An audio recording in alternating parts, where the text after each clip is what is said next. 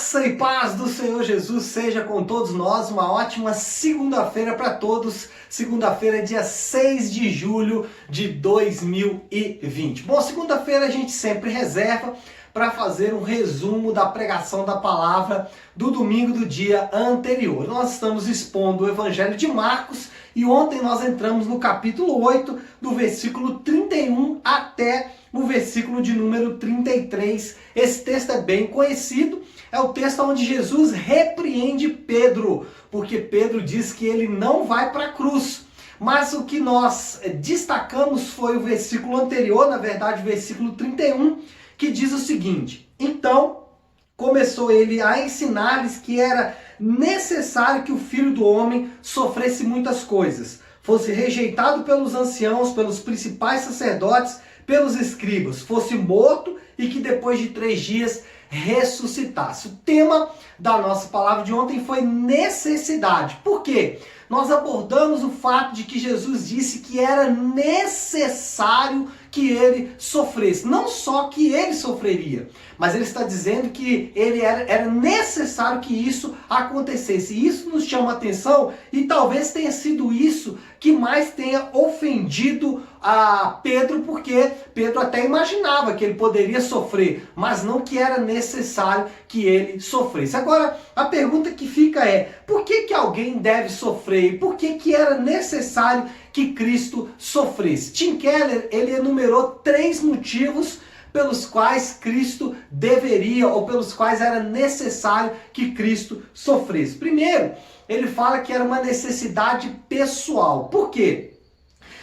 Todos nós desejamos ser amados, mas não só amados. Nós queremos ser amados de forma incondicional. Nós queremos ser amados de forma radical. Ou seja, nós queremos ser amados da forma como 1 Coríntios capítulo 13 nos ensina, né? O amor é paciente, tudo suporta, é bondoso, tudo crê, tudo sofre, o amor jamais acaba. Queremos esse tipo de amor, mas não somos capazes de dar esse tipo de amor. Mas, será que se recebêssemos esse tipo de amor, será que aí sim não seremos então capacitados a dar esse tipo de amor, já que agora o recebemos? E é exatamente por isso que era necessário que Cristo morresse. Porque Cristo morre de forma incondicional, de forma radical por mim e por você. Deus, como diz Paulo em Romanos, Deus prova o seu próprio amor tendo Cristo morrido na cruz do Calvário pelos nossos pecados. Então,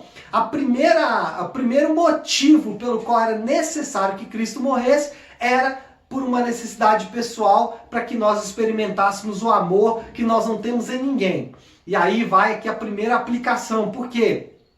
Porque ninguém na terra pode nos dar o amor que Cristo nos dá. E como Ele nos deu esse amor, agora nós somos capazes de amar como Ele amou. Somos capazes de amar os nossos filhos, os nossos pais, os nossos amigos, os nossos líderes, os nossos liderados. Enfim, somos capazes de amar qualquer pessoa. Por quê? Porque fomos radicalmente, incondicionalmente amados por Jesus Cristo. Em segundo lugar, nós vamos ver que havia também uma necessidade legal. Por quê?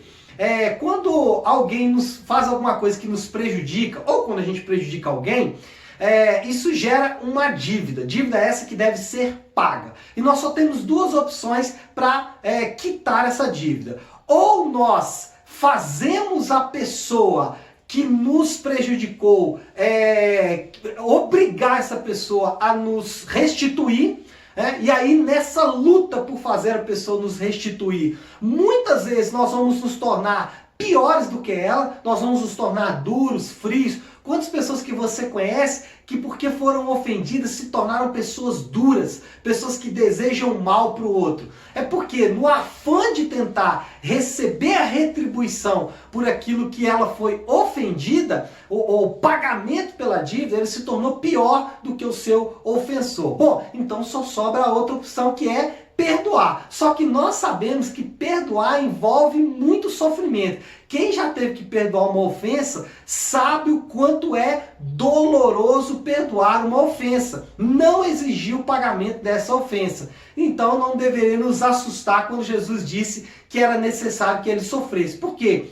Já que ele estava nos perdoando, isso traria sofrimento para a vida dele também. E aí nós podemos aplicar também dizendo o seguinte: se somos perdoados como somos perdoados, nós não podemos e não devemos e não precisamos reter o perdão para ninguém. Se você nessa manhã precisa perdoar alguém, faça isso. Não só pelo bem-estar dessa pessoa, mas faça isso pelo seu próprio bem-estar. Primeiro, porque você pode estar tentando, no afã de tentar buscar justiça com relação a essa pessoa, você pode se tornar pior do que ela. Então, perdoe, esse é o caminho que o Senhor nos ensinou. E, em terceiro lugar, havia uma necessidade cósmica. O sofrimento de Jesus, ele era também um pagamento e uma demonstração. Um pagamento por quê? Hebreus 9:22 diz que sem derramamento de sangue não há remissão de pecados. Então Jesus tinha que morrer, mas ele não poderia morrer de morte natural.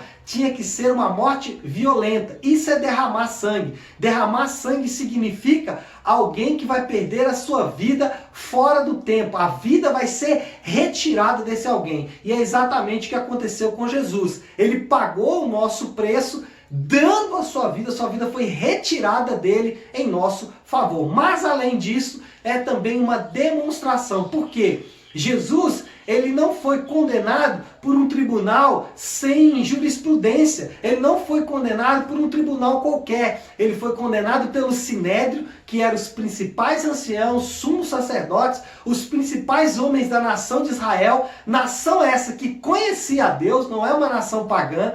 E mais, depois de condenado por esse tribunal, ainda houve a aquiescência do império da época. Houve a aquiescência do Estado democrático de direito, no caso de Roma. Isso mostra que os sistemas mundanos, eles só servem aos seus próprios interesses e não aos interesses de Deus. Isso nos faz perder toda a confiança que nós temos em coisas como dinheiro, status, fama ou política. Por quê? Porque esses sistemas servem somente a eles e nos faz confiar no sistema de Deus, que é o seu reino estabelecido, aqui representado por sua igreja, e também na promessa de que ele vai restaurar todas as coisas. Então podemos ter uma vida mais leve, mais confiante. Por quê? Porque sabemos que os sistemas do mundo não vão conseguir suprir as nossas necessidades. Então é isso, pessoal. Foi basicamente o que a gente falou. A pregação completa já está disponível no YouTube, aqui no canal da Nave Sua Igreja. Então assista de novo, estude bastante esse texto, porque eu tenho certeza Deus vai falar ao seu coração. Uma ótima semana e Deus abençoe a todos.